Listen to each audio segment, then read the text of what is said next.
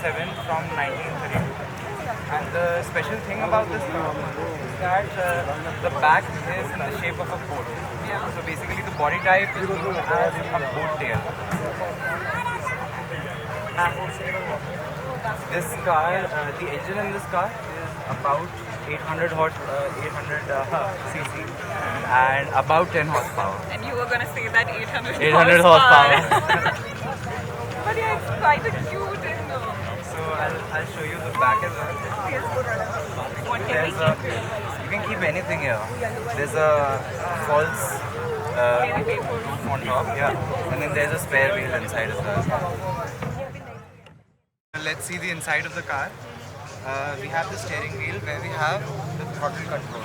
So basically, in old times, you not want to press the accelerator all the time. So you would just basically what we call what do you call that thing? So you can just press the button and the car keeps driving without. I'm also scanning cruise control now. Basically, this is an old style cruise control. You can just set this, leave the car, and it will keep driving by itself. Then you also have electric current. So does it happen now also? Yeah, you can actually do it. Like when I'll be driving, I can... When you will be driving, you can just set it and forget.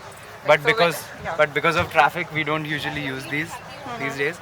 This was back in the 1932s when you could use it because you know there were not a lot of cars on the road back then. What else? Then there is a starter motor inside because initially these cars used to come with a wind-up mechanism. So to start the car, you had to switch it on, and then you had to rotate this thing. That is how you used to start the car. But then the company started giving optional electric starters, which actually did not have any space inside. So they started putting it here, inside the cabin.